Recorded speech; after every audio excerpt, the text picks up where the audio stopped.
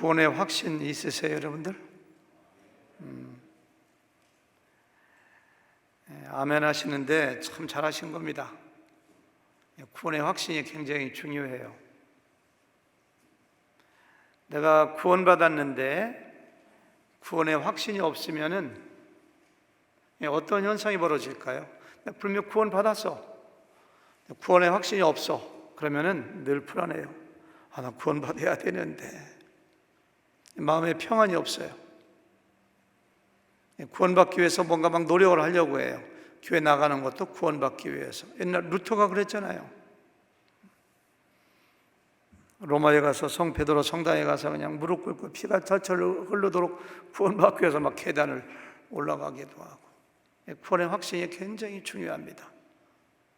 사도 요한이 요한계시록 5장 13절에 보니까 요한 1서죠. 요한 1서를 쓰는 목적이 이렇게, 내가 하나님의 아들의 이름을 믿는 너희에게 이것을 쓰는 것은, 그 편지를 쓰는 이유는 너희로 하여금 너희에게 영생이 있음을 알게 하려 함이라. 구원의 확신을 갖게 하려고 요한 1서를 쓴다고 이렇게 얘기를 해요. 근데 구원의 확신이 항상 좋은 것은 아닙니다. 구원받지 못한 사람이 구원의 확신 가지면 곤란합니다. 예수님을 믿은 적이 없어요. 구원을 받은 적이 없어요. 잘못된 확신을 가지게 되면은 잘못된 평안을 가지게 되고, 나중에 죽은 다음에 천국이겠지 깨보니까 천국이 아니라 거기는 지옥이야. 멸망에 이르게 하는 것이 잘못된 구원의 확신입니다. 어떤 사람이 몸속에 콜레스테롤도 많아, 혈전도 많아, 건강이 엉망이야. 내 자기는 건강하다고 생각하고 잘못된 확신을 가지고 운동도 안 하고, 정크식품, 짠 거, 매운 거, 그냥 패트 이런 거 그냥 막 먹고 그러다 어느 날 갑자기 심장마비로 뇌졸중으로 팍 쓰러져서 죽음에 이르는 경우를 우리가 종종 듣기도 하고 보기도 하잖아요. 왜 그런지 아세요? 자기 건강에 대한 잘못된 확신 때문에 그런 거예요. 내가 건강이 안 좋을지 몰라. 자기 건강 너무 믿으면 안 돼요. 건강 체크도 하고, 건강으로 해서 달리기도 하고, 운동도 하고, 음식도 건강한 야채, 과일 이렇게 먹고 그러면은 그 사람은 죽지 않았을지 몰라요. 근데 우리 주변에 그런 사례를 종종 많이 볼 수가 있잖아요. 건강에 대한 확신이건 구원에 대한 확신이건 정확한 팩트, 그래서 사실에 근거한 확신을 가지는 것이 굉장히 중요해요. 건강에 대한 잘못된 확신은 죽음에 이르게 해요. 구원에 대한 잘못된 확신은 파멸, 지옥에 이르게 해요. 그래서 사도 바울이 고린도후서 13장 5절에서 이렇게 얘기하고 있어요. 너희는 믿음 안에 있는가 너희 자신을 시험하라고 했어요. 시험하라. 너희 자신을 확정해라. 저도 어떤 때는 그냥 깜짝깜짝 놀라요. 한 몇 년에 한 번 정도는 새벽 기도하다가 갑자기 기도하다 이런 생각이 들어요. 내가 정말 구원받은 사람인가? 이런 생각이 들어요. 하나님 말씀을 보면서 어떻게 하면 구원받는가? 성경 말씀에 저 자신을 다시 한번 이렇게 테스트해보고 검사해보고, 나 구원받았어. 이렇게 해서 제가 마음의 평안이 올 때가 자주는 아니고 어쩌다 그럴 때가 있더라고요. 지금 이 말씀을 영어로 보니까요. 우리 영어 읽어볼까요? 영어 공부해볼까요? 이그제민, 밑에는 이그제민, 조사해보라는 거예요. 검사해보라. yourself, 너 자신을. 네 자신을 좀 건강검진 받는 것처럼 엑스레이 찍어보고 이렇게 막 조사해보고 막 내시경 하는 것처럼 너 자신 좀 이그제민 해봐. To see whether you are in the faith. 네가 믿음 안에 있는가 없는가를 알기 위해서 네 자신 좀 점검해가. 그래서 다시 얘기해요. 그다음 보니까 테스트 yourself. 오늘 설교를 통해서 여러분들 내가 정말 구원받은 사람인가? 내가 믿음 안에 있는가 없는가? 자신을 이그제민 그리고 테스트하는 그런 시간 좀 가졌으면 좋겠어요. 오늘 말씀이 그런 문제를 다루고 있어요. 오늘 말씀이. 여러분들 구원의 확신이 있습니까? 하면 아멘. 굉장히 잘하는 거예요. 있으니까 있다고 하지. 근데 검사 좀 해본 다음에, 테스트 좀 해본 다음에 그렇게 분명히 얘기했으면 좋겠습니다. 지난주에 제가 어디까지 공부한지 아시죠? 사도 바울이 2차 전도여행 마치고 머리 깎고 그리고 에베소에 갔다가 거기서 만류하는데도 불구하고 배 타고 어디 갔죠? 가이사랴 갔다가 예루살렘 올라갔다가 자기 모교에 시리아 안디옥에 갔다가 얼마 동안 있다가 어디로 갔어요? 블루기아 갈라디아 지방 가서 제자들을 굳게 하니라. 제가 지난주에는 제자 훈련에 대해서 바울이 일찍이 서원이 있었는데 그것도 제자들을 양육하는 것에 대한 서원이었다. 에베소에서 잡는데도 빨리 간 것은 제자들을 굳게 하기 위해서다. 이런 얘기했고요. 프리스길라 아굴라가 거기는 아볼로를 갖다가 제자 훈련시켰고 그런 얘기도 했고 아볼로가 고린도에 가서 제자 훈련시켰다. 그래서 제자 훈련 이야기를 했어요.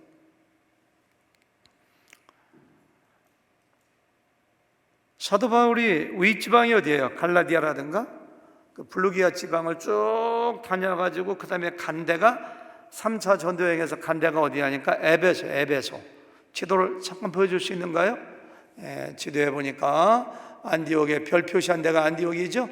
안디옥에 출발해가지고 윗지방 길리기아 다소지방 루스토라 이게니온 안디옥 여기가 블루기아 갈라디아 지역이거든요. 거기를 쭉 전서 우리 민두시 목사님이 또 별을 2개 반짝반짝 에베소에 간 거예요. 거쳐간 건 짧게 한 줄로 이야기하고 에베소에 가서 사역한 이야기를 길게 19장 전체에서 이렇게 이야기하고 있는 것을 볼 수가 있어요. 앞으로 3번에 걸쳐서 에베소에서의 바울의 사역을 이야기할 것입니다. 1절 같이 다시 읽어볼까요? 시작. 아볼로가 고린도에 있을 때 바울이 윗지방으로 다녀 에베소에 와서 어떤 제자들을 만나. 그대로 띄워주세요. 제 얼굴보다도 말씀이 중요합니다. 아볼로가 고린도에 있을 때에 누가는 바울이 에베소에 가서 어떤 제자들을 만났다는 걸 기록하면서 아볼로가 고린도에 있다는 걸 얘기해요. 저는 성경을 연구할 때 늘 질문 던지거든요. 이런 얘기는 안 써도 되는 거 아니요? 누가가 이것을 왜 썼을까? 아볼로가 고린도에 있을 때 바울은 어디 갔다고요? 에베소에 있다고요. 왜 썼을까? 저도 잘 모르겠더라고요. 셋 중에 하나일 것 같아요. 아볼로가 위대한 목사님이고 위대한 성경 교사인데 아볼로와 바울이 동시에 사역을 열심히 한 사람은 고린도에서 한 사람은 에베소에서 열심히 하고 있다는 걸 강조하는 것인지 고린도에 아볼로파, 바울파가 있었다고 했는데 두 사람이 동시에 사역한 적이 없다는 걸 강조하는 것인지 아니면 오늘 본문에 나온 요한의 침례를 받은 12사람이 아볼로에게서 제대로 배우지 않았다. 왜? 아볼로는 저쪽 고린도에 가 있으니까. 그거와 관련해서 얘기하는 것인지는 저도 잘 모르겠어요. 하여튼간 누가는 이걸 기록해요. 바울이 에베소에 갔었을 때 누굴 만났다고요? 어떤 제자들을 만나니. 근데 그 사람들에게 엉뚱한 걸 물어봐요. 2절 다 같이 읽어볼까요? 시작. 이르되 너희가 믿을 때에 성령을 받았느냐? 이르되 아니라 우리는 성령이 계심도 듣지 못하였노라. 이렇게 실례 아닌가요? 어떤 부흥 강사가 우리 교회 와가지고 어떤 목사님이 주일날 설교하러 와가지고 앞에 앉은 나경현 자매한테 여기 앞에 앉아있는 자매님 예수님 믿어요? 예수님 때 성령 받았어요? 오늘 죽으면 천국 갈 수 있다고 생각하세요? 이렇게 믿으면 속으로 나경현 자매가 세상에 원참 나 예수님 언제 믿었는데 내 안에 성령이 계신데 별걸 다 물어보네. 마음이 다칠지 몰라요. 근데 바울은 에베소에 가서 교회 가서 제자들이니까 교회 나온 사람들이에요. 물어보는 거예요. 야, 너희가 예수님 믿을 때 성령 받았어? 이렇게 물어보는 거예요. 상당히 듣기에 따라서는 기분이 안 좋을 수도 있고 신뢰가 되는 말일 수가 있는데, 바울은 무슨 의도에서인지 어떤 생각을 했는지 그렇게 담대하게 물어봅니다. 그 사람들 대답이 굉장히 의외입니다. 아이고, 우리는 성령이 계신 것도 듣지도 못했습니다. 이렇게요. 그러니까 사도 바울이 뭐라고 하냐면 3절 말씀 읽어볼까요? 다 같이 시작. 바울이 이르되 그러면 너희가 무슨 침례를 받았느냐 하네. 요한의 침례를 받았다고 해요. 예수님은 성령으로 불로 침례를 준다고 했는데 요한의 침례. 그러니까 4절을 같이 읽어봐야 됩니다. 바울이 어떻게 얘기하냐면 4절 말씀 다 같이 시작. 바울이 이르되 요한이 회개의 침례를 베풀어 백성에게 말하되 내 뒤에 오시는 이를 믿으라 하였으니 이는 곧 예수라 하거늘. 그러니까 이건 바울이 그대로 두세요. 백성들에게 말하기를 침례 요한, 너희가 믿는 침례 요한도 백성들에게 내 뒤에 오시는 분이 예수님인데 그분을 믿으라고, 그러니까 복음을 전한 거예요. 사실은 그들에게 12명의 제자들에게 복음을 전가했더니 그들이 믿었고 침례받았고 바울이 안수했더니 그들이 방언도 하고 예언도 했다. 총 12명쯤 됐다. 이것이 7절까지 나오는 그런 말씀이에요. 전체 내용입니다. 이것이 본문에. 오늘 본문은 굉장히 짧아요. 간단해요. 쉬워 보여요. 그런데 해석하기가 그렇게 간단하지가 않습니다. 여러분, 오늘 본문을 조금 깊이 생각해 보면은 여러 가지 질문이 막 생겨요. 저희 본문을 여러 번 읽어보면서 5가지 질문이 생기더라고요. 아시는 분이 있으면 제가 질문할 때 대답해 보세요. 저 좀 알려주세요. 본문에 등장하는 12명의 제자들은 어디에서 온 사람들인가? 에베소의 토백이인가? 아니면 멀리 팔레스틴 이스라엘에서 온 사람들인가? 이런 질문도 생기고요. 두 번째, 이 사람들은 예수님을 바르게 믿어 구원받은 사람들인가? 아니면 구원받지 못한 사람들인가? 한번 조사해 볼까요? 한번, 여기 오신 분들 저 좀 보시고 이제 성경 그만 보시고 제 얼굴을 쳐다보셔야지. 보세요. 여기 12명은 예수님 바르게 믿어서 구원받은 사람들 같다고 생각하시는 분 손 들어보세요. 한번요. 다수결로 결정한 건 아니지만 구원받은 사람들이 한 명도 안 드네요. 구원받지 못했다 그러면 한번 손 들어보세요. 예, 감사합니다. 거의 대부분 드네요. 저 굉장히 궁금했어요. 이것도요. 세 번째, 바울이 너희가 믿을 때에 성령을 받았느냐라고 물어봤는데 도저히 믿은 사람 같지가 않아요. 너희가 믿을 때 믿은 사람들이 아니요. 그래서 믿음이 있는가를 물어본 것인가, 아니면은 믿기는 믿었는데 아직까지 성령을 못 받아서 성령 받으라고 그걸 이렇게 물어본 것인가. 그 질문의 의도도 저는 굉장히 궁금해요. 그런 거에 대한 대답이 나와야지 오늘 본문을 바르게 해석하는 것이고, 바르게 해석할 때 우리가 적용할 교훈도 바르게 찾을 수가 있어요. 네 번째, 요한의 침례를 받았다는 얘기가 무슨 얘기인가? 이것도 질문.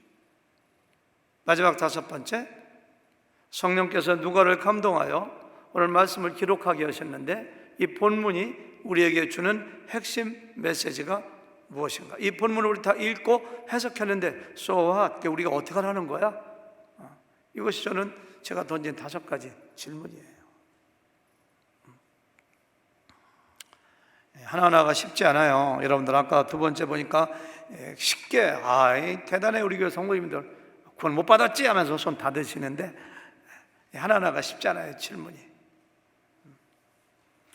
이러다 보니까 본문에 대한 해석이 학자들마다 목사님들마다 많이 달라요. 또 틀리게 해석하는 사람들도 굉장히 많이 있어요. 대표적으로 오늘 본문을 가장 틀리게 해석하는 사람들이 은사주의자들의 해석입니다. 오순절 계통 사람들이 이렇게 해석을 많이 하는데, 그분들은 여기 나오는 12명이 예수님 믿었다고 봐요. 구원 받았다고 봐요, 이 사람들은. 그런데 믿고 구원 받았는데 성령은 아직 받지 못했다, 이렇게 봐요. 이 사람들은 예수님 믿고 구원 받았지만 성령을 받기 위해서 뜨겁게 막 소리치면서 기도를 하거나 뭔가 개인적으로 노력을 하거나 아니면 안수를 받아야지만 성령을 받는다고 얘기해가지고 이 사도 바울이 너희가 믿을 때 성령 받았냐? 그러니까 너희가 믿기는 믿었는데 성령 못 받았지? 성령 받기 위해서는 안수 받아야 돼. 그래서 안수했더니 성령 받아서 방언도 하고 예언도 하고. 우리가 그래서 그 사람들은 그렇게 하죠. 성령 세례를 받아야 돼. 성령 침례라고도 안 해. 성령 세례를 받아야 됩니다. 그러기 위해서는 뜨겁게 기도해야 되고 안수 받아야 돼. 성령 세례 받아야지만 방언도 하고. 방언하지 못하면 성령 받은 사람으로 보지도 않는 이 극단적인 사람들도 굉장히 주변에서 많이 볼 수가 있어요. 주변에서 은사주의자들은 그렇게 해석합니다. 저는 이것은 잘못된 해석이라고 확신합니다. 왜냐하면은 이 사람들은 예수님 믿고 구원받는 것과 성령 받는 것을 별개의 사건으로 보기 때문입니다. 그렇지 않아요? 예수님을 나의 하나님, 나의 구원자, 나의 주인으로 믿고 구원받으면 그 동시에 성령이 우리에게 임하는 줄 믿습니다. 아멘? 그러면요, 누구든지 성령으로 하지 아니하고는 예수를 주라 신할 수 없다고 했는데요, 물과 성령으로 거듭난다고 했는데요, 내가 예수님을 나의 구원자요, 나의 주님이라고 고백하고 믿을 때는 이미 성령이 나의 눈을 열어주신 거예요. 성령으로 내가 예수님 믿은 거예요. 따라서 예수님 믿고 구원받는 사건과 성령이 나에게 임재하시는 사건은 동시적인 사건이에요. 누가 먼저 할 것도 없어요. 나 예수님 믿습니다. 저 얘기합니다. 예수님 나의 구원자이십니다. 나의 하나님이십니다. 그러면 그 즉시 구원받는 즉시 성령이 나에게 임하는 거예요. 1차적으로 믿은 다음에 2차적으로 성령을 받기 위해서 뭔가를 막 열심히 해야 되고 안수받고 그것이 아니에요. 예수 믿는 것 따로, 성령 받는 것 따로가 아니에요. 예수님 믿으면 동시적으로 우리가 뭘 받는다고요? 성령을 받는 거예요. 사도행전 2장 보세요. 베드로가 열심히 설교합니다. 예수님 믿으라고, 예수님 구원자라고, 하나님이 보낸 하나님의 아들을 너희들이 죽였다고, 예수 믿으라고. 그러니까 들었던 사람, 우리가 어떻게 하면 되겠습니까? 우리가 어찌할 거 하니까 그때 한 얘기야. 너희가 회개하여 각각 예수 그리스도의 이름으로 침례를 받고 제사함을 받아라. 그리하면 성령의 선물을 받으리니. 안수를 받으라 그러면 성령 받는다고 한 적이 없어요. 기도를 뜨겁게 많이 해라 그러면 성령 받는다고 하지 않았어요? 침례 받으면, 예수님 믿고 침례 받으면 성령을 받는다고 얘기했어요. 사도행전 10장에 보니까요, 베드로가 고넬료 가정에 가서 복음 증거하는데 그들에게 복음 증거하고 그들이 예수님 믿고 침례를 받자마자 성령이 임했어요. 그들에게. 예수님 믿으면 성령 받는 거예요. 아멘? 따라서 바울이 이들에게 너희가 믿을 때 성령을 받았느냐 이렇게 물어본 것은, 그들이 믿기는 믿었는데 뭔가 믿었다고 하는데, 믿었다면 뭔가 성령의 역사가 있어야 되는데 너에게 성령의 역사가 안 보여. 너도 안 믿은 것 같아. 아무래도 안 믿었지? 그런 의미로 물어보는 거예요. 안 믿었지 이렇게. 아까도 여러분들 제가 얘기했습니다마는 그들이 요한의 침례를 받았다는 거에서 더욱더 확실히 그들 구원받은 사람들이 아니에요. 왜? 요한의 침례만 받았기 때문에. 요한은 빛에 대하여 증거하는 사람이지 빛이 아닙니다. 침례 요한은 예수님의 길을 예비하고 준비하는 사람이지 구원받은 사람이 아닙니다. 침례 요한이 전한 메시지는 뭐예요? 회개하라, 천국이 가까웠느니라. 회개를 외친 거예요. 회개한다고 하면은 회개의 증표로 침례를 준 거예요. 예수님을 영접하고 예수님을 맞아들이기 위해서 그들의 마음을 준비시키는 의미가 있었던 것이 요한에게 회개에 침례받았다고 해서 구원받은 것이 절대 아니에요. 어떤 사람들은 우리가 지난번에 공부할 때도 아볼로도 뭐라고 했어요? 아볼로가 요한의 침례만 안다고 했거든요. 예수님에 대해 자세히 가르치고 성경에 능하고 말도 잘하고 많이 배웠는데 뭐예요? 요한의 침례만 아는 자라. 그러니까 아볼로도 엄격히 말하면 구원받은 사람이 아닙니다. 예수님의 출생에 대하여, 예수님이 어떻게 죽으셨는가에 대해서, 예수님이 어디 살았는가에 대해서, 형제가 누구고 어머니가 누구고 이런 것에 대해서는 많이 얘기했지만은 성령을 받지 못했어요. 아볼로도 복음이 뭔지 정확하게 몰랐어요. 브리스길라 아굴라가 가르쳐줬잖아요. 어떤 사람들은 그래서 여기 나오는 12명의 제자들을 아볼로의 제자들이라고, 18장에 지난주에 우리 공부했던 아볼로와 같은 신앙을 가진 아볼로의 제자들이라고 얘기를 해요. 브리스길라 아굴라가 아볼로의 설교를 가만히 들어보니까 구원의 복음의 핵심을 몰라게 데려다가 잘 가르쳐줬는데, 그래서 그때 복음을 바르게 알고 고린도에 가서 선교사로 했거든요. 아볼로가 에베소에 상당 기간 머물며 가르쳤는데 그들이 아볼로의 영향을 받아서 아볼로처럼 요한의 침례만 알고 예수님을 제대로 믿은 것이 아니라고 봅니다. 그렇게 보는 근거가 뭐냐? 1절에 보니까 아볼로가 고린도에 있을 때, 그것이 다 그거하고 연관되는 거라고 보는 거예요. 이런 의견에 대해서 반론을 펴는 사람들도 있습니다. 만약에 이들이 아볼로의 제자들이라면은 아볼로가 브리스길라 아굴라에게 복음에 대해서 정확하게 듣고 알았는데 왜 그들을 가르치지 않았느냐고. 만약에 아볼로가 고린도 가가지고 가르칠 기회가 없었다면 에베소에 있는 브리스길라 아굴라 부부가 이들을 왜 가르치지 않았느냐고. 이들은 아볼로의 제자들이 아니라 이스라엘에 있던 침례요한의 제자들인데, 요한이 죽자 전 세계에 다니면서 요한의 제자들로 요한의 가르침을 가르치는 사람들이라고 이렇게 얘기하는 사람들이 있어요. 사실 그건 어떤 것이 정확한지 어떤 것이 맞는지 잘 몰라요.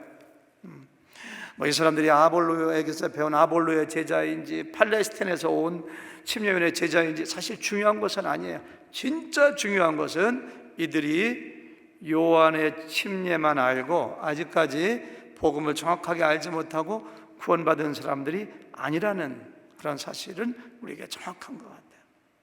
그러니까 4절에서 사도 바울이 그들에게 성령 받는 방법을 가르쳐주는 것이 아니라 복음을 증거하잖아요. 4절을 다시 보세요.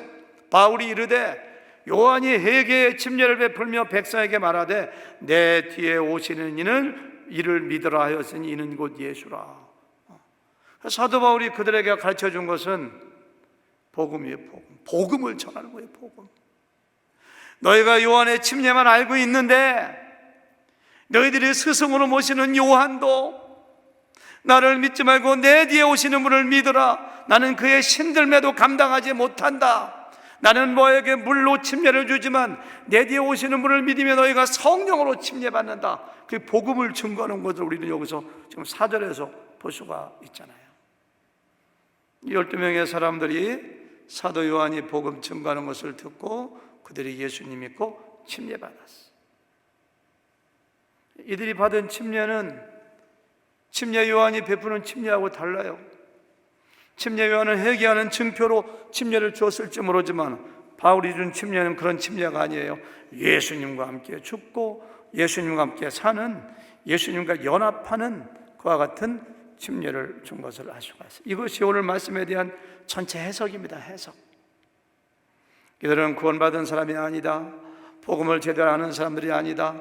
사도 바울이 복음을 전거하고 침례를 주었더니 그들이 성령을 받았다. 이것이 이 말씀에 대한 해석입니다. 해석. 전체 해석이에요. 여러분 꼭 기억하세요. 이 성경은요, 나하고 아무런 관계가 없는 지나간 역사를 이야기로 기록한 게 성경책이 아닙니다. 꼭 기억하셔야 돼요. 이 성경은 나에게 우리에게 개인적으로 말씀하시는 하나님의 메시지예요, 메시지. 따라서 오늘 바울이 12명의 제자들에게 너희가 믿을 때 성령을 받았느냐, 이 질문은 여러분과 저에게 하나님께서 던지는 질문이에요. 한 사람 한 사람에게. 홍혜영 자매님, 예수님 믿을 때 성령을 받으셨나요? 이렇게 물어보는 거예요, 하나님께서. 사도 바울이 물어본다고 생각하세요. 허재 목사님, 예수님 믿을 때 성령을 받으셨나요? 이렇게 하나님 물어보시는 거예요. 이 질문에는 전 두 가지 의미가 있다고 생각해요. 두 가지 의미가 포함되어 있어요. 첫 번째 의미는 너는 정말 구원받는 믿음을 가졌느냐? 아까 얘기했던 것처럼 너 정말 믿니? 12명 제자들에게 너희들 믿니? 내가 보기에는 믿고 구원받은 것 같지가 않아. 성령의 역사가 안 보여. 구원받은 증거가 전혀 안 보이는데 정말 믿기는 믿니? 너희가 어떤 믿음을 가지고 있니? 자기의 믿음을 점검하라는 질문이 하나 포함되어 있고요. 두 번째 질문은 네가 정말 믿고 구원받아 하나님의 자녀가 되었다면은 너 구원받은 증거 좀 얘기해봐, 이렇게. 그렇죠? 우리 김희선 자매님, 구원받은 증거가 뭔가요? 대답은 안 해도 좋아요. 한번 생각해봐. 김광우 집사님, 물어볼까요? 예수 믿고 구원 받으셨어요? 구원 받은 증거가 뭐예요? 한번 얘기해 보세요.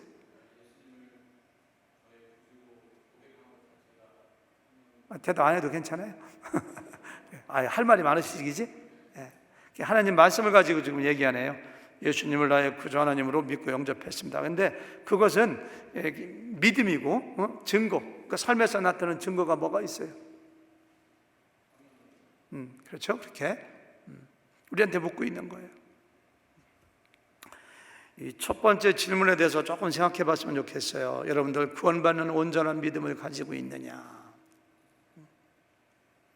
누가는 이 사람들을 제자들이라고 얘기했어요. 그 당시에 이 크리스찬을 보통 제자라고 했거든요, 통칭해서. 이 사람은 교회 나오는 사람들이었어요. 찬송도 열심히 불렀을 것 같아요. 헌금도 했어요. 기도도 했어요. 이 사람들 완전히 겉으로 보기에는 구별이 안 돼요. 아볼로 같은 사람 보세요. 예수님에 대하여 자세히 가르쳤다고 했어요. 성경에 능통하다고 했어요. 설교도 했어요. 그런데 브리스길라 아굴라가 보니까 아니야 복음의 핵심을 몰라. 마찬가지입니다. 내가 교회 열심히 출석하고 헌금도 하고 찬양도 하고 목장에도 들어가고, 그럼에도 불구하고 하나님께서는 우리 각자에게 너희가 정말 구원받는 온전한 믿음을 가지고 있느냐, 그렇게 물어보는 거예요. 제가 구원받는 온전한 믿음이 무엇인가를 말씀드리기 전에 구원받지 못하는 불완전한 믿음이 어떤 것인가 예를 들어서 5가지를 얘기하려고 생각해요. 혹시 5가지 중에 여러분 중에 한 가지라도 내가 거기에 걸리면은 내가 구원받지 못했을지 모르겠구나 해서 복음을 다시 들어야 돼요. 예수님을 제대로 영접해야 돼요. 첫 번째, 구원받지 못하는 불완전한 믿음일 가능성이 많은 거. 왜 교회 나오세요? 이렇게 물었더니만은 가끔 그런 사람이 있어요. 교회 가면 뭐 좋은 얘기 듣지 나쁜 얘기 듣나요? 다 착한 일 하라는 거죠. 이상하게 그냥 교회 가면 그냥 마음이 편해요. 교회 가면 그냥 좋은 사람들 많이 만나요. 우리 목자 누구야? 우리 목자 그 황도 누구야? 황도윤?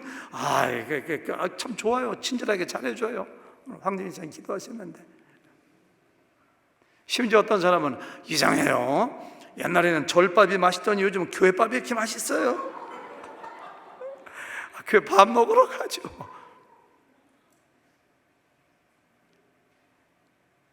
물론 예수님 믿으면 교회 가면 마음도 평안하죠. 목자도 좋고 목사도 좋고 교제도 많이 해요. 그건 사실이에요. 근데 그것만이 대답의 전부라면 그 사람이 구원받지 못했을 가능성은 굉장히 많습니다. 교회 가면 마음이 편해요. 교회 가면 목사님이 얘기하면 좋은 얘기도 있지 뭐 도둑질하라는 얘기 하나요? 다 좋은 얘기, 들어두면 다 좋은 얘기죠. 자녀 교육에도 좋대요. 이렇게 이렇게만 이야기하는 사람, 지금도 이 설교 들으면서 그렇게 생각하는 사람은 그 사람이 현대판 요한의 침례만 아는 사람이에요. 아직까지 구원받지 못한 가능성이 굉장히 많아요. 둘째로, 당신 죽으면 천국 갈 수 있습니까? 예. 왜 천국 가야 되고 이유를 얘기해 보세요. 아이고, 저는 누구 해코지한 것도 없고 저는 착하게 살았거든요. 그렇게 얘기하는 사람, 이런 사람들은 구원받지 못한 사람이에요. 그런 사람들한테 예수님이 누구신가요? 라고 물어보면 예수님은 좋으신 분이죠. 훌륭한 스승이죠. 4대 성인 중에 한 명이죠. 훌륭한 인생을 사신 분이죠. 이렇게 대답해요. 이런 사람들은 구원받은 게 아니에요. 예수님이 누군지 모르는 거예요. 현대판 요한의 침례만 아는 사람들이에요. 세 번째, 이 세 가지 중에 한 가지라도 믿지 않으면 구원받지. 예수님의 동정녀 탄생 안 믿어. 예수님이 결혼도 안 하고 남자 없이 혼자 마리아한테 태어나, 그건 못 믿겠네. 그러면 그 사람 구원받은 사람 아니에요. 예수님의 대속적인 죽음, 예수님이 죄인인 나를 위하여 십자가에서 대신 죽으셨다, 그거 믿지 못하면 그 사람은 구원받은 사람이 아닙니다. 난 딴 건 다 믿겠는데 예수님의 부활은 못 믿겠어. 죽은 사람이 어떻게 살아나? 그 사람 아무리 교회 열심히 나와도, 아무리 기도 열심히 해도 구원받은 사람 아니에요. 구원받는 믿음은 예수님의 동정녀 탄생. 동정녀 탄생은 예수님이 사람으로 오셨지만 하나님의 아들이라는 뜻이거든요. 예수님의 죽음과 부활을 반드시 믿어야 돼요. 그거 믿지 않으면 예수님을 구원자로 믿는 것이 아니에요. 네 번째, 꼭 기억하세요. 삼위일체 하나님을 믿지 않는 사람들. 나는 하나님을 믿는데 예수님은 안 믿어. 유대인들이 여러분들 이슬람교 사람들도 하나님 알라라고 붙이지만 믿는 사람들입니다. 그 사람들은 뭐예요? 구원받지 못했어요. 어떤 사람은 또 하나님을 안 믿고 예수님만 믿어. 구약 성경을 안 믿어. 아니에요. 교회는 선지자와 사도의 터위에, 선지자가 구약 성경 기록했거든요. 성부 하나님, 성자 예수님, 성령 하나님을 다 믿어야 돼요. 성령 하나님이 창세전에 나를 예정하시고 택하시고 나를 위하여 독생자 예수님을 보내서 구원하시겠다는 구원의 계획을 세우시고, 성자 예수님이 세상에 오셔서 나를 위하여 십자가에서 죽으시고 부활하신 구원을 완성하시고, 성령께서 나에게 감동하시고 나에게 믿음을 주시고 나를 깨닫게 하시고 그래서 나를 믿게 하시고 인도하시는 세 분을 동시에, 삼위일체 하나님을 다 믿어야지. 세 분 중에 한 분이라도 믿지 않으면 그 사람 구원받은 사람이 아닙니다. 그런 사람들 우리 교회 거의 없어요. 근데 어쩌다가 밖에 나가보면 그런 사람이 있어요. 이단 비슷한 사람들. 마지막 다섯 번째, 예수님의 유일성을 부인하는 사람, 부정하는 사람들은 구원받은 사람들이 아니에요. 예수님 믿으세요? 믿죠. 구원받으셨어요? 구원받았어요. 그럼 하는 말이 꼭 나는 예수 믿기는 믿지만 꼭 예수님만 믿어야지 구원받는 거예요. 석가모니를 믿건 마호메트 믿건 모든 종교 믿으면 다 좋은 데 가는 거지. 보세요. 산 꼭대기 가려면 이 길도 있고 저 길도 있고 가는 길이 얼마나 많아. 그 중에 그냥 예수님이 좋아서 믿어요. 이런 사람 구원받은 거 아닙니다. 성경에는 분명히 구원자로 보내신 분이 예수님밖에 없어요. 구원을 얻을 만한 이름을 예수님 외에 우리에게 주신 일이 없다고 했어요. 예수님만 통해서 유일한 구원자예요. 이 다섯 가지에 걸리는 사람이 있으면 대단히 죄송하지만은 바울이 만났던 12명의 제자들, 요한의 침례만 알고 요한의 침례만 믿고 예수님의 복음에 대해 정확히 몰라서 하나님께서 너 믿었니 정말? 너 정말 믿었는데 증거가 뭔가 좀 보여줘.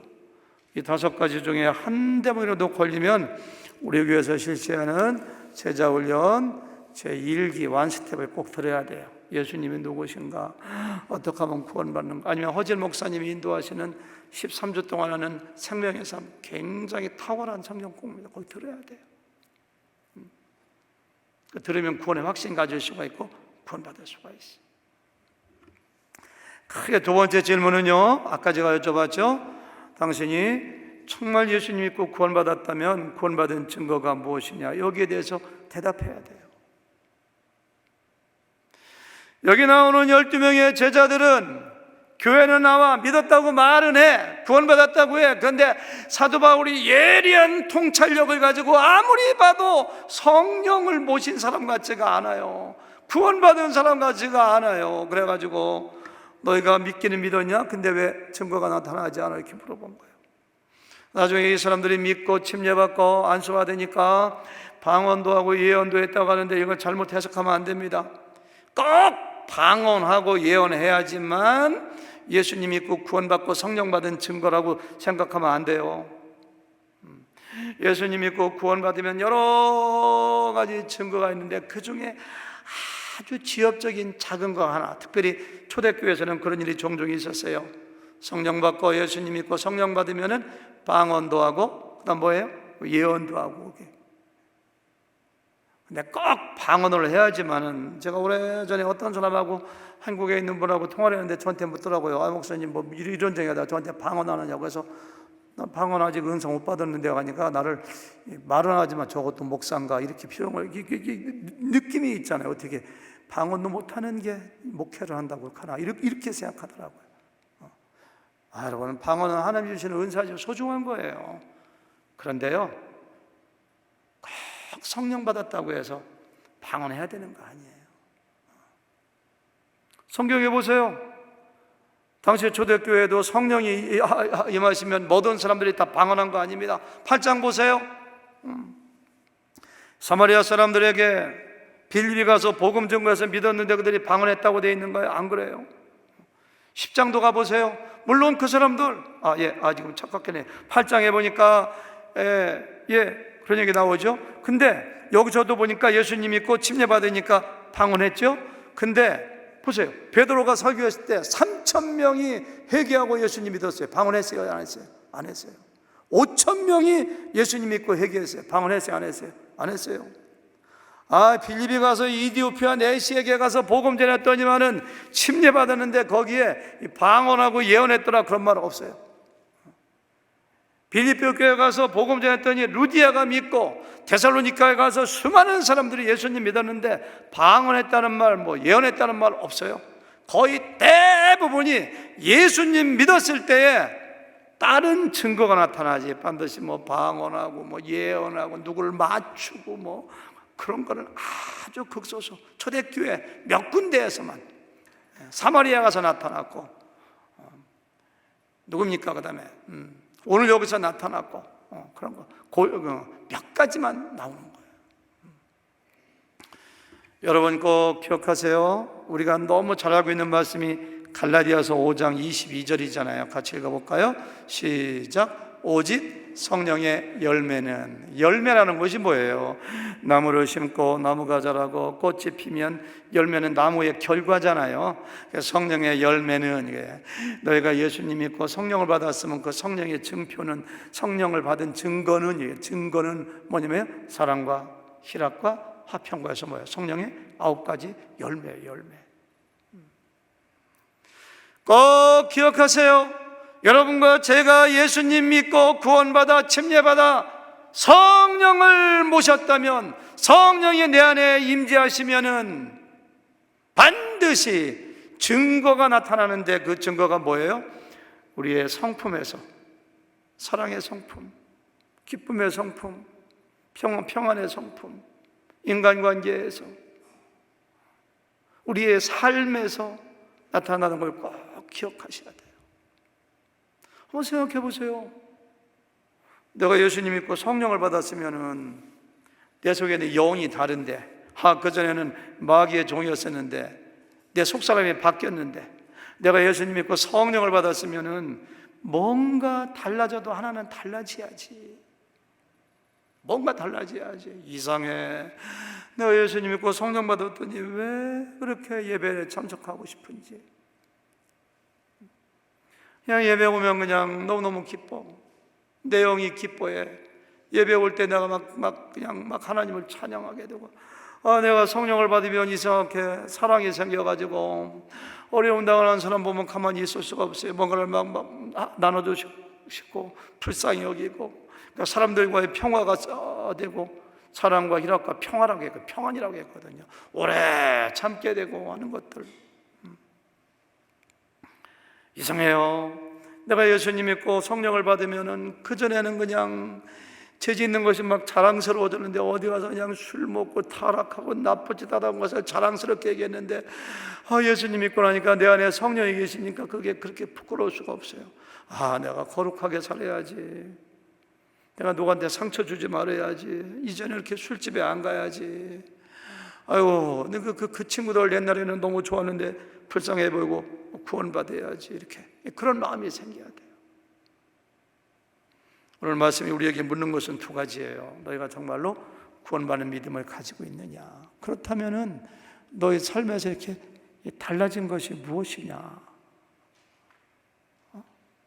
우리 최원일 집사님 오늘 이렇게 나오셨네요. 마이크 좀 갖다 줘 보세요. 우리 최원일 집사님 구원받은 증거가 뭔가 한번 얘기해 보겠습니다. 옆에 아내가 계시니까 솔직히 얘기할 것 같아요. 우리 최원일 집사님은 예수님 믿고 성령을 받았는데 굉장히 신실하신 분입니다. 제가 보기에 구원받은 게 확실해요. 제가 보기에는. 본인의 입으로 얘기해 보세요. 증거를 말하라 그러니까 좀 그런데 그냥 크리스찬으로 착하고 바르게 살려고 노력하고 있습니다. 예, 너무 좋은 대답 하시네. 또 다른 거 없어요? 제가 보기에는 확실히 구원받으시는 것 같아요. 목자로서 열심히 하고 기도도 하고. 얼마 전에 저한테 전화하셨더라고요. 왜 전화했어요? 하니까 목사님 코로나 안 걸리고 자리나 궁금해서 이렇게 목사를 염려해 주는 거 보네. 그렇죠? 예, 우리 여기 김영도 목사님 한 번만 더 물어보고 설교 끝나겠습니다. 김영도 목사님 구원받은 증거가 뭐예요?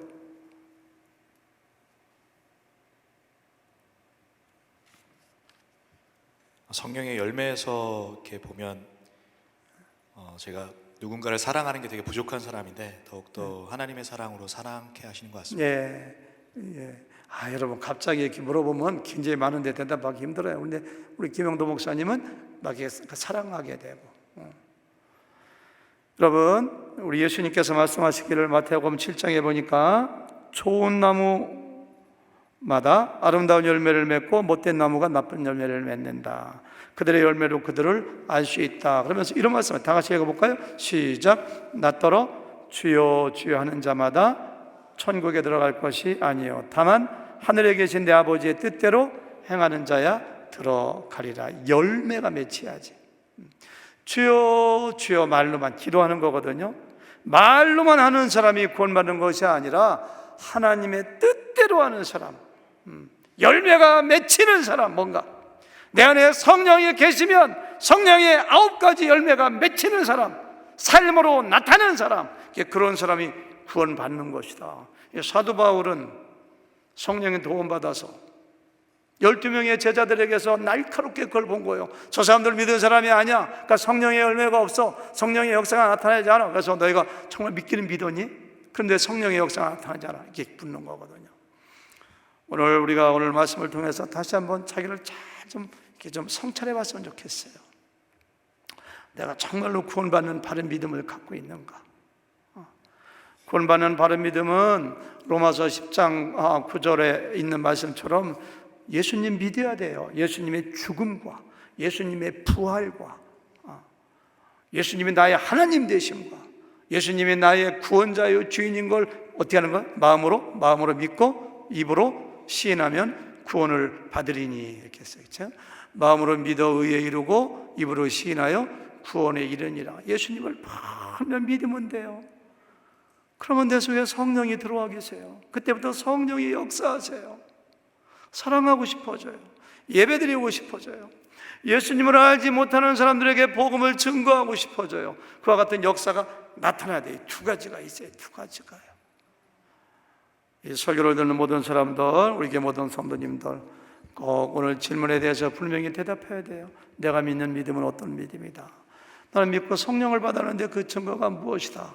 분명히 대답해서 정말로 하나님의 자녀로서 구원확신 가지고 천국까지 살아가시는 여러분과 제가 되기를 주님의 이름으로 축원합니다. 하나님 감사합니다. 오늘 말씀을 통하여 사도 바울이 에베소에 갔을 때 아볼로와 같이 구원받기에 불완전한 믿음을 가진 사람들을 만나서 그들의 믿음을 점검하고 그들에게 복음을 증거하고 성령받아 성령의 역사가 나타나는 기록을 보면서 이 말씀을 나에게 적용하고 우리의 목장 식구들에게 적용하여 정말 우리 교회 모든 성도님들이 제자라 교회 나오는 교인이라 일컬음받지만 구원받지 못하는 사람이 한 사람도 없도록 축복하여 주시고 점검하고 서로를 격려하는 귀한 시간 되도록 축복하여 주시옵소서. 감사하며 예수님의 이름으로 간절히 기도드렸사옵나이다. 아멘.